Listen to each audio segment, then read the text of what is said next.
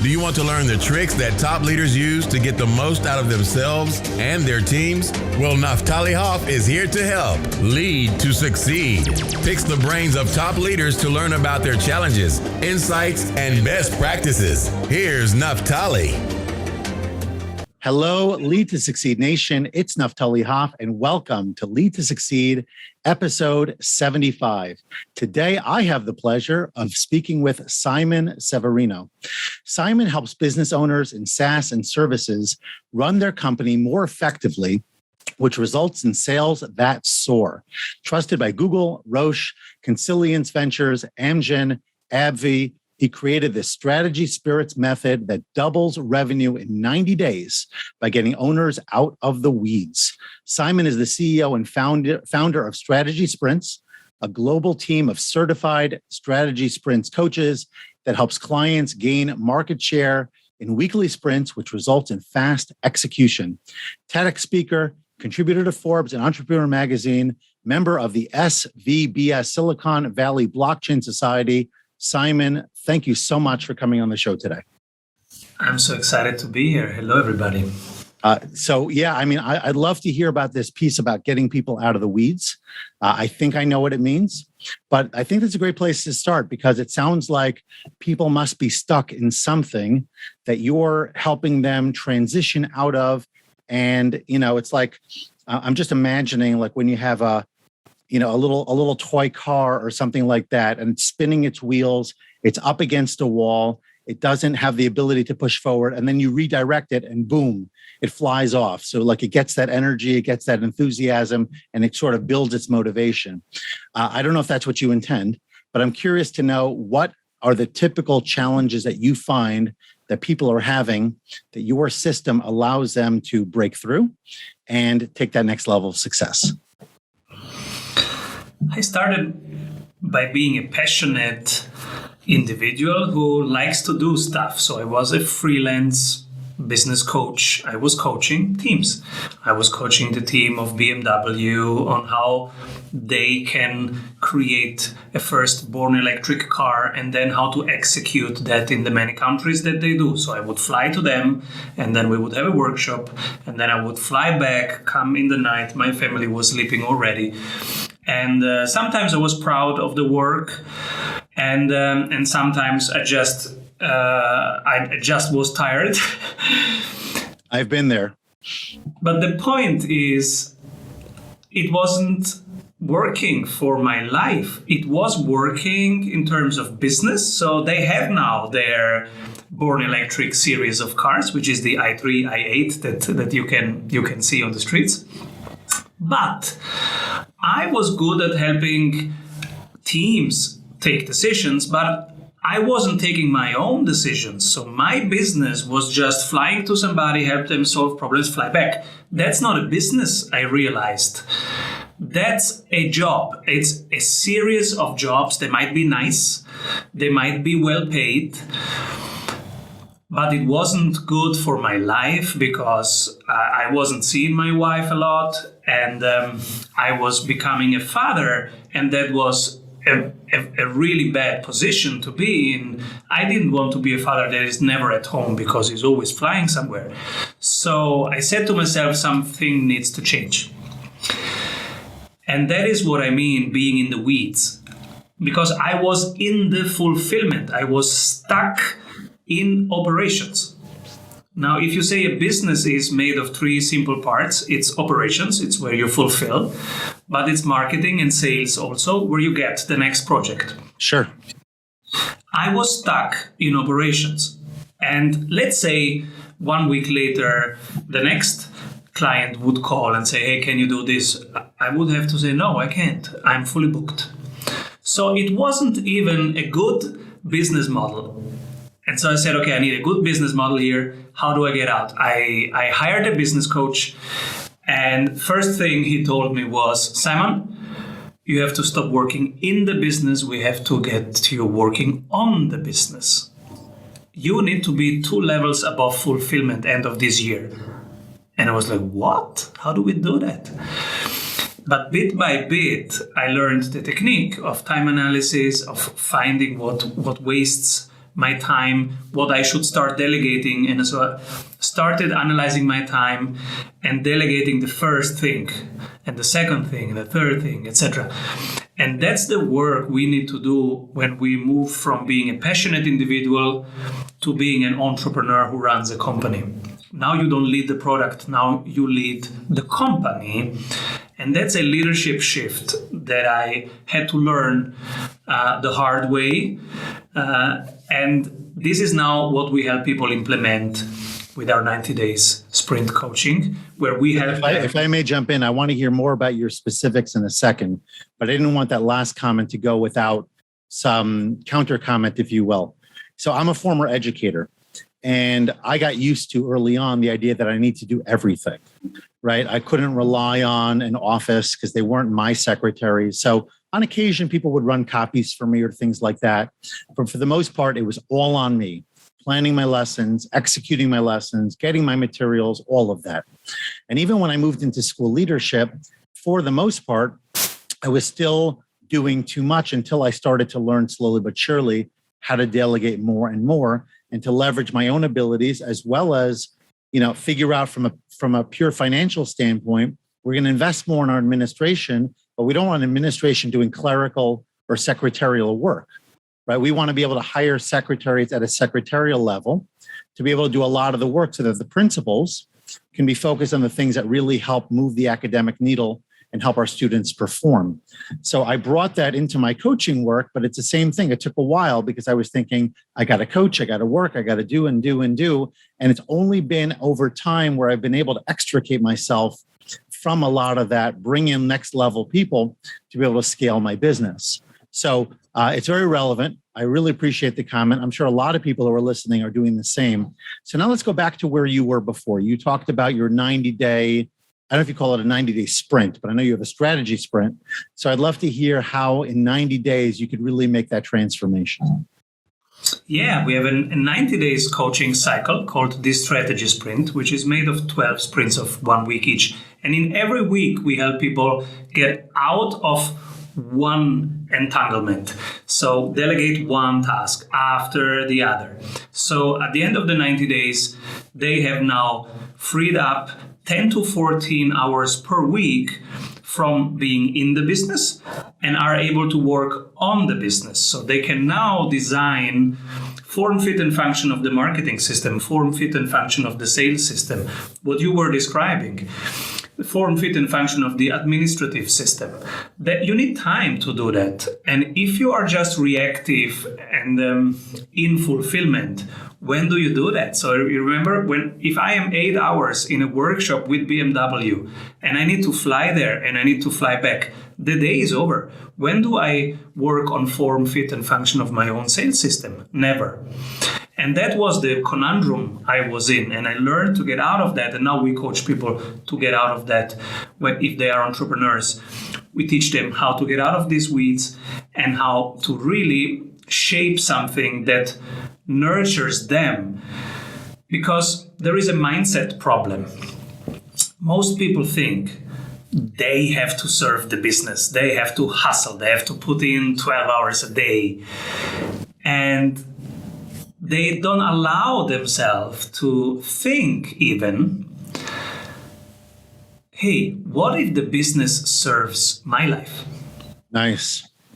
So I actually want to talk to you about that because you anticipated my next question about mindset, because I'm imagining many of your clients get stuck, but you're teaching them something which is just a foreign idea. And when it's a foreign idea, a lot of people will just naturally, they'll put up their blockers, they'll hesitate, and they won't take purposeful action towards it because maybe they don't believe it. Maybe they don't feel that they deserve it. It's interesting there. I'm curious to know what you see as the biggest resistance points to this transition, and how do you coach people to break through those resistance points so that they're actually making the progress that they know deep down they need to be making? The first thing is they have to see that it works for being able to believe in it, right? So there are not many business owners who are relaxed, have long vacations, have a great family life, they love their kids and have friends, etc., and run an impactful business. So first, you have to see it to believe it. So what what happens when they work with us is that they see it happening in the strategy sprints team. We are 14 coaches. Simon is out of fulfillment. Simon does only interviews, hiring, culture, all the leadership things, right? Representing the business and nurturing the business. But I am not in fulfillment. And they say, oh, it works. If Simon can do it, I can do it. That's the first thing. They cannot book me as a coach anymore since years. And but they have coaches, and we are an amazing team. I am with them without spending my time, because there are the videos, there are the templates, there are a whole plethora of things that are super helpful. But Simon during that time is playing with his kids, is on his 4 weeks vacation on the Mediterranean, which I do every August. I'm just coming from a 4 weeks vacation from our beach house. And I made a ton of videos from there. Yeah. And I made a ton of videos from there saying, hey, look, you can have this. It's not that hard. You need a couple templates, and here they are. So the first thing is showing them instead of telling. Because as you say, when you tell somebody, they go into resistance. So don't tell, show by example. And So the second Go ahead. and the second thing is we have very practical exercises every week. So when they start the coaching program, week 1, we find their time wasters. So we do the time analysis with them, and we find what takes them energy, what gives them energy, what somebody else can do better than they do. And we help them first sort out what to delegate and what to systemize. Week 2 is we help them hire people, remote virtual assistants or full-time employees that can do it with them. Week 3, we help them write down the processes so that they become delegatable, because first you have to write them down. Otherwise, nobody can do it for you if there is nothing written. And so it's very practical, very small steps. But if you add them up after 12 weeks, you have a machine that's running, it's adaptable, it can handle surprises, it can react. And now you have distributed the responsibility, the ownership into the team, and it feels really different now. So I have a couple of things I want to ask you. I'm going to save the first one for second, because I want to get to this question, especially because it's sort of coming to my mind as you're talking. So here's my resistance. Not that I don't trust and believe in everything you're saying and try to do the same thing, but I'm listening to it as somebody else who may not be as familiar and may not be as ready. And so my question, Simon, is, but this costs money. In other words, every time I need to delegate something, I've got to find somebody, whether it's a virtual assistant or it's a program that I have to pay for, or it's a real person that I'm going to be bringing onto payroll. I need to invest in other people, other things, in order to be able to have work done that I was doing until now. So how do I justify that short-term, let's call it investment, that's certainly that cost that I have to absorb for now, with the hope that I'll be able to make that money back and then some?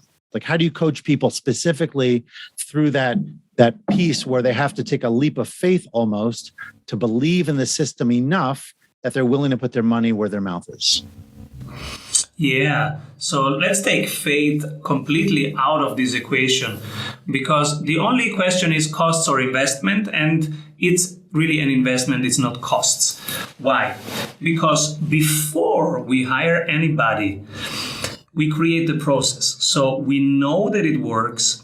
We have done it 5 times. Now we write it down, and now another person is doing it. Another person that costs a fraction of the hourly rate that you cost. And so you know your hourly rate, it's something between $60 and $250. And you will find somebody to do it for 20 or 25 or 35 or 50. So it brings money if we do it right. And the risk is minimal, because what we do is first you create the process. So let me give you an example. When I started handing over my social media work, I went to our creative app, which is Figma. I created all the templates. I wrote down how to create a post, when to post it, which day has which topic. I created 5 templates for every day as an example. I posted them, I saw the reaction, then I wrote it down, and then I hired Michelle to do it for me. So when Michelle started, in the very first second, she had a document with all the resources, a link to all the folders, and a description in 15 sentences on what to do when. Now, you take somebody who costs a fraction of your hourly rate and you give them this task. So the risk is really only the probation period. So what we like to do is to have 60 days of probation period together. And then that's the risk, really. But after latest 60 days, you know that it's working. So I have a couple of other things. First of all, that's great. And I love the idea of sort of testing it yourself and going through the process, documenting. What happens though if you have a skill that you just haven't developed? In other words, let's say, for example, I don't know social media, to use your case, and I don't have the ability to create my own templates. So in that case, I'm really almost handing it off to somebody, hoping that they're bringing in expertise that I don't currently possess. Mm-hmm. They know social media algorithms, they know scheduling, they know all these things. I don't. So I don't want to go through the process of learning it all. Tell me a little bit about where you might need to have somebody come on board with a whole different set of skills that you don't even possess or have little experience with. Does that change anything? That would change a lot. And that's why we do not recommend doing anything that is risky. So our philosophy is, let's find what is currently working. Let's simplify that. And let's create a repeatable and fun way to do this even more. And so that you don't need to be in there. That's how we work. So we would never come and say, hey, you are not doing search engine optimization. You need an agency for that. We wouldn't. Because if you don't have search engine optimization, you probably don't need it. We will find what is currently working in your business and we will amplify that. Our philosophy is really that every system has already everything that it needs. And it's usually about doing less, not doing more. And when we say doing less, that means finding the 20% that move forward 80% of the needle. Finding that one thing that is really unique to you. Because what you're saying here is very different. Sorry to cut you off, Simon, but I just want to understand this better. Because I think a lot of people, if you bring them in as consultants, they will start finding the things you're not doing. Oh, you need to be posting more on Facebook, or you need to be running ads, or you need to be SEO, or whatever it is. They'll see the things that you're not doing at all, or you're not doing very well. It sounds to me that you feel that most of what people have already chosen to do, whether they did it strategically or sort of fell into it, are the things that they need to be successful if they would only do more of it with the right people doing it and having the other people, the real, so to speak, leadership, taking a different stance so that they could grow the business. Yeah, it's about doing less and doing it in a way that is repeatable and fun, because it's about the long term. So first, doing less. Doing less means we have to identify what is their uniqueness and what is working well. Then we bring these pieces together and now we refine them until you can really systemize them and somebody else can continue doing it, because now you can do more of them, because you can hire 2 people, 3 people, 4 people. For example, when we started creating our sales system and the sales system was working, then I hired 3 people to do the sales calls. Because first, you never want, if one person leaves or is sick or goes on holiday, to have a problem there. You always want redundancies in your core activities. And then second, that's how you scale, because when you have 3, then you can have 5, then you can have 6. But the first one to do it was me. And I did it until it was working. And then I said, okay, we're doing these 6 things. Which ones are really working? Where are we winning? And we have a whole template for that. And listeners can go and download even the template if they want. It's strategysprints.com/equalizer. With the equalizer, in 30 minutes, it's a spreadsheet that in 30 minutes helps you identify exactly where you're winning and where you're not winning. So it goes through your 8 to 10 main activities, does a competitive analysis. Where are you really winning? And the things where you're really winning are 1 or 2. There are not many. When you have found that, now the inner work is really to let go of the rest. Less social media, less activities that don't create impact for your clients and for your team. But doing them better and better and better. And now amplifying them is month 3 of the sprint, where we scale it up by hiring people, because now it's something that is scalable. So now it's time to scale it. So tell me about the fun piece, because you've mentioned it a couple of times already. I think I know where you're going with it, but I'd love to hear you unpack it. Yeah, so what's the best process? The best process is one that people use. What's the best app? Is one that your team really uses, right? Independently if it costs $100 more per month or less, do they really use it? That's the most important thing. And why? How are we wired? We are wired to do things that are fun to use. So what's the best thing for your team? The one that they have fun doing.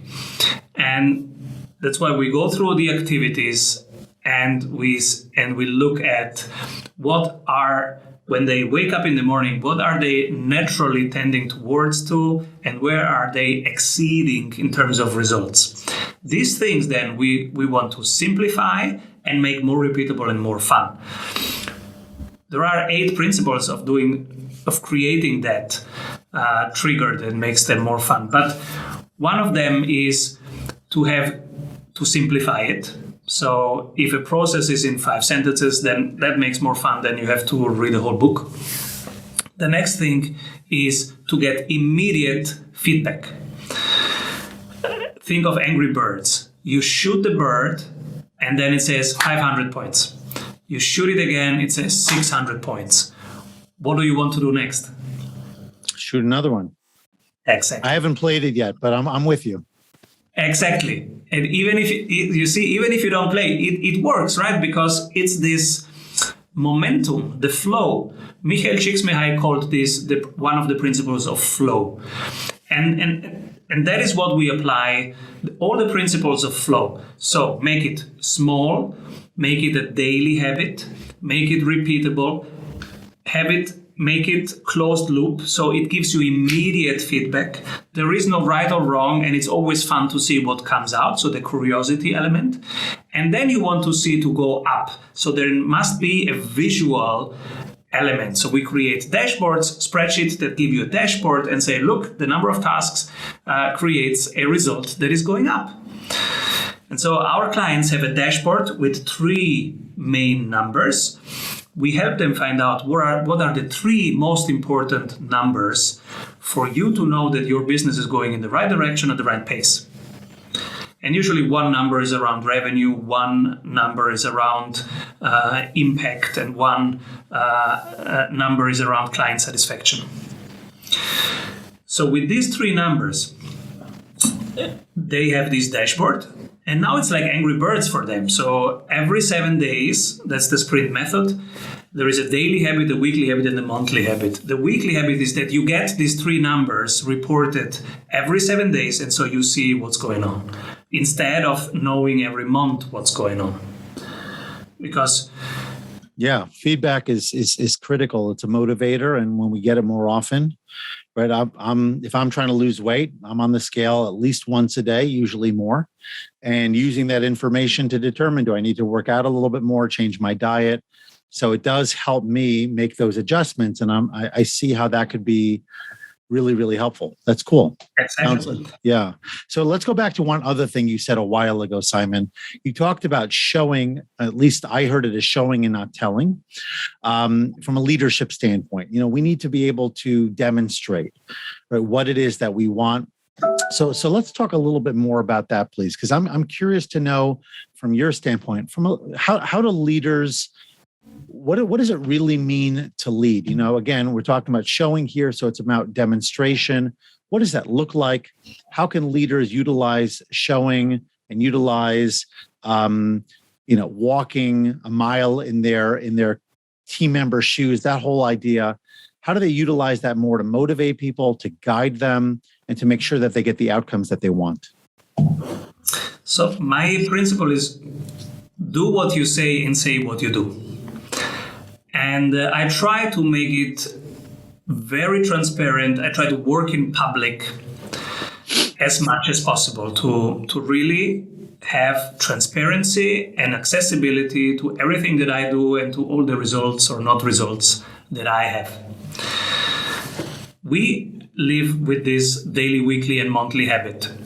So teaching would be our clients need to install this, but living it means that I am the first one to do it every day. So for example, the daily habit that we install with our clients is the daily habit of writing down the flow of their day and then every evening asking themselves, which of these tasks that I did today could tomorrow do somebody else even better than me?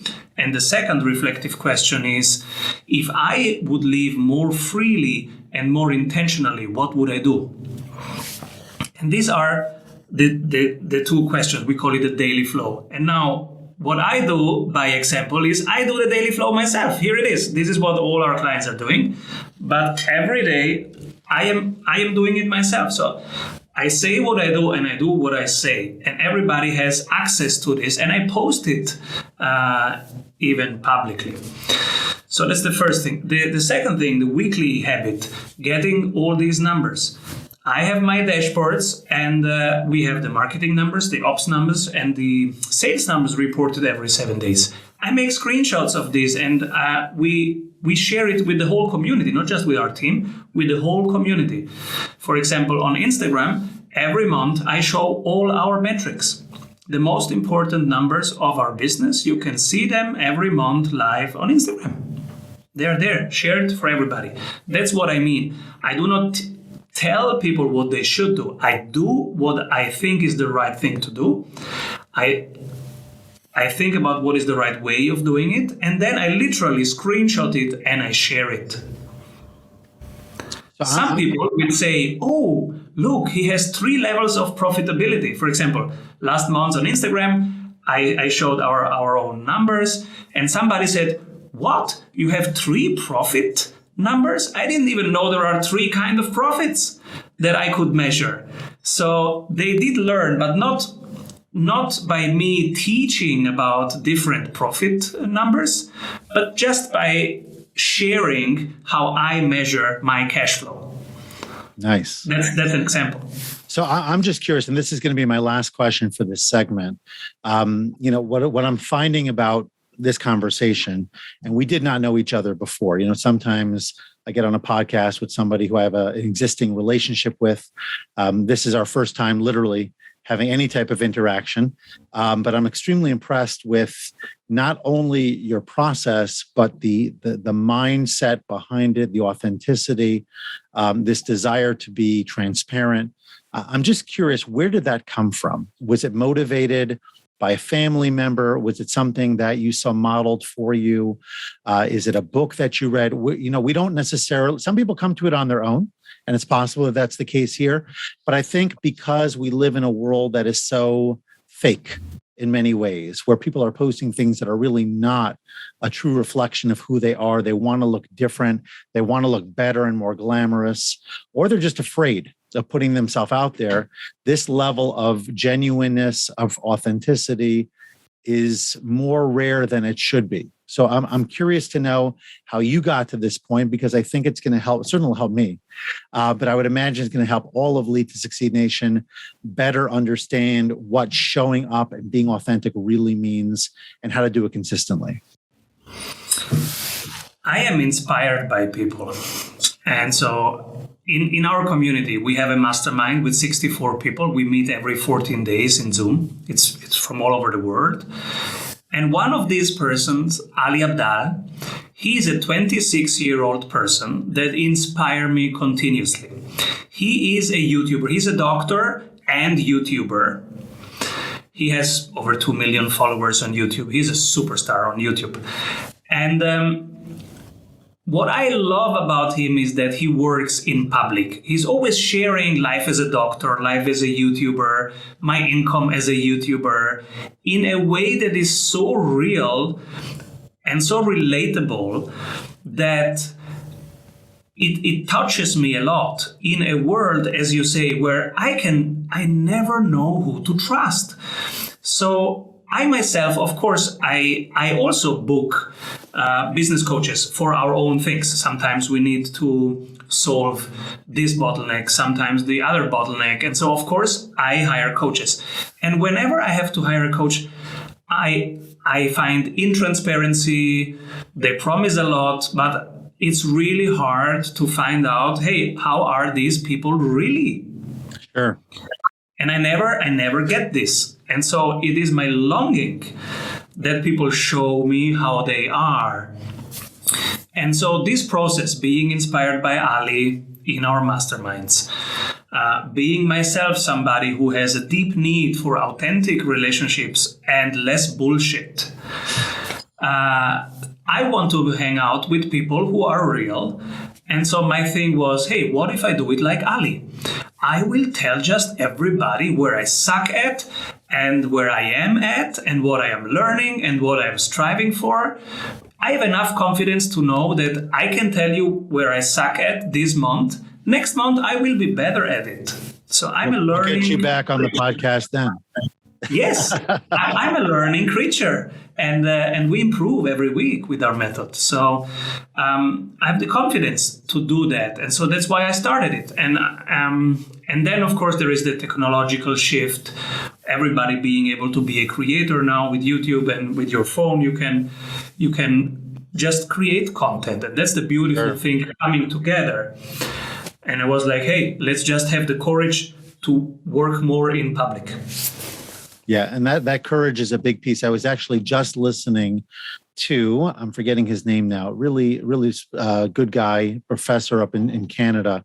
It'll come to me, but talking about that whenever we start something new, we're always going to look like a fool, right? We're always going to look bad because we don't have the skill yet, right? We need to develop it. We need to, and we have to be comfortable enough in our own skin and be willing to forgive ourselves for looking bad up front, with the understanding that if we push ourselves, we will in fact get better. And sometimes to the point where it could really, really serve us down the road, but we'll never know unless we try. So that was a great segment, Simon. I'd like to shift now to the rapid fire. That's where we go quickly through some things. Unfortunately, can't elaborate, though I'm sure you have a lot of reasoning behind it. I'd love to start with a famous person, could be living, could be deceased, that you'd love to do lunch with if you could. I'd love to meet Marcus Aurelius. Ooh, Stoicism. Yeah. Nice. Okay, a quote that you live by and refer to often. No prototype, no meeting. No prototype, no meeting. Nice. Okay. Something cool about living in Italy, because I know that that's where you're from, that many people don't know about. Oh, that they don't know about. Yeah, something a little bit like if I'd have to go there and kind of like discover it. The Ionian coast of Calabria. Tell me one more sentence about it. There is no airport there, so nobody knows it. But it's one of the most beautiful parts of the Mediterranean. Clean water, no infrastructure, no tourism, and beautiful beaches. Beautiful. Okay, and the last one, a focus of mine, and certainly something I'd love to hear your take on, and that is a productivity tip to help us get more done. What I like to do is to have, and this tip is for people who have more than 2 kids. Okay. I qualify. Go ahead. So if you have more than 2 kids, my tip is do your me time before everybody wakes up. So what I do is I need for me at least 1 hour of running every day in nature, because that's how I'm wired. And so I do that before my kids wake up. And that is really my productivity habit number 1, because then when they wake up, we play and then we make breakfast for them, etc. But I have already taken care of myself. Now I can serve them. Then I can serve my team.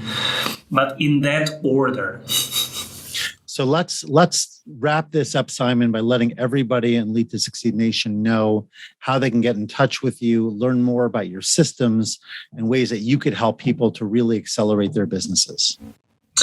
You find us at strategysprints.com, and we hang out everywhere. We are social animals. Strategy Sprints. If you Google it, you'll find us everywhere. And on Instagram, that's where I show the metrics. That's also Strategy Sprints. And we hang out in a Facebook group, which is a private Facebook group called Entrepreneurship in Sprints. But if you say you come from Naftali, then I will let you in. Entrepreneurship in Sprints. Nice. Okay, Simon, you've given us a tremendous amount. I'm going to be a little bit grabby and ask for one more. Leave us, please, with a final life lesson. Niche down even more. Do something that nobody else can do, because that's your uniqueness. And there are 9 steps to do. You can do them in 30 minutes. If you go to strategysprints.com/equalizer, this will help you do the 9 steps. Don't do what others are doing. Nice. I love it. And it's so true, because when I got started, I wanted to help everybody. I would be a coach, a consultant, a this, a that. And as time has gone on, I've really started to better understand not only my audience, but what it is that I offer. And I know a lot of people in a similar situation. So thank you for that. It's really been a pleasure. I've learned a ton in our time together, and I'm certainly looking forward to deepening our relationship over time. Simon, thank you again, and wishing you much continued success. Thank you so much, everybody. Keep rolling. Thanks so much for listening to this episode and for investing in yourself so that you can lead to succeed. Before you go, don't forget to subscribe, rate, and review the show. Your feedback gives the show more social proof and encourages more folks to listen.